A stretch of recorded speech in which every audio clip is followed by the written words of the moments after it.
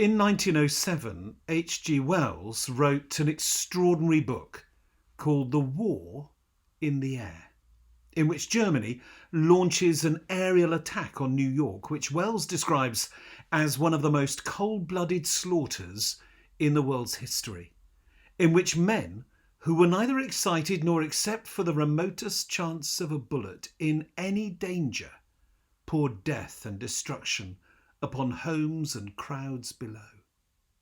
Remember, this was written in 1907, just 4 years after Orville and Wilbur Wright had successfully invented, built and flown the world's first aeroplane.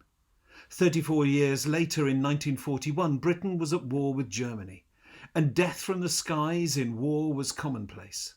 The Blitz had begun, and H.G. Wells rewrote his introduction to The War in the Air, angrily concluding with the words, "I told you so, you damn fools."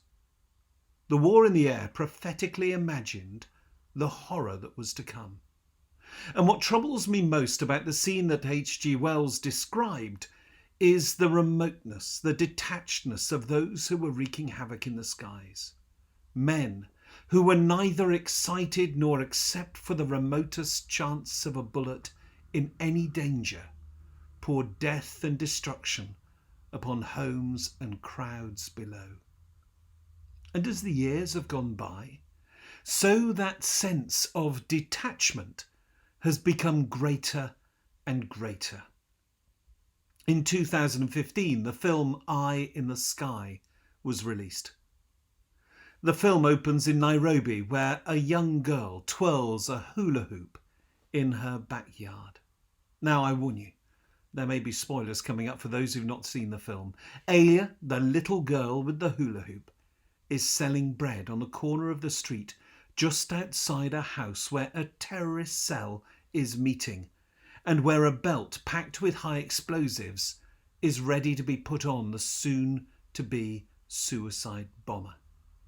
Meanwhile, a drone hovers overhead, armed with Hellfire missiles, as combatants, lawyers and politicians debate whether or not to strike and what the CDE might be.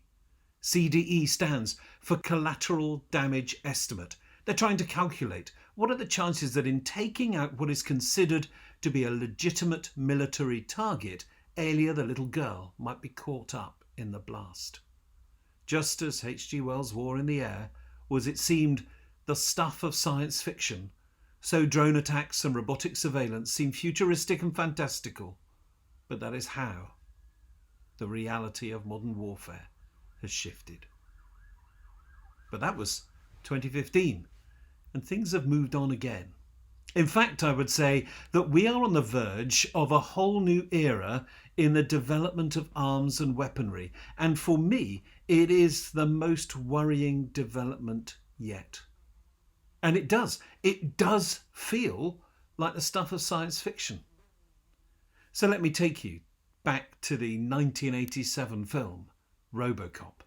Now, RoboCop himself was part human, but the new enforcement droid Series 209, Ed 209, was not. Its intelligence was artificial. It was AI-powered, weaponized, machine of mass destruction. And spoiler alert, its introduction did not go well.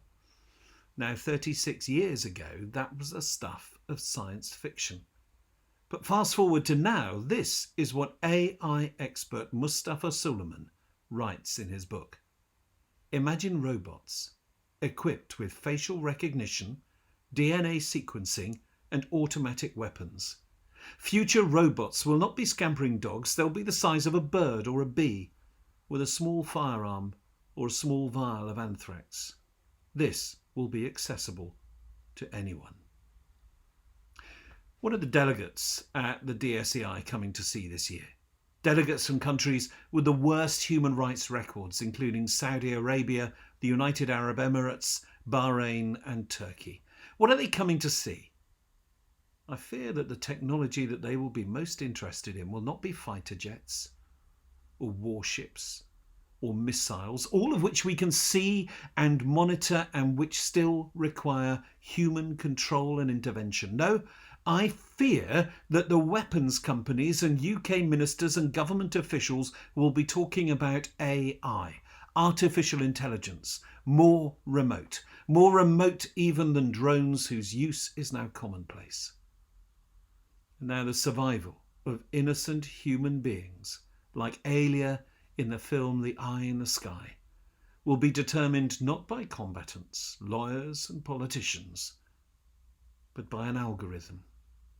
Now, the means of another human being's destruction can simply be let loose, released, with no further intervention, no control, no manual override, no off switch. Men, and it is mostly men, who are neither excited nor in any danger, will be able to pour death and destruction upon homes and crowds like never before. And here is where it starts. In the deals and the discussions that will take place at the DSEI. And that, my dear friends, is why I went there.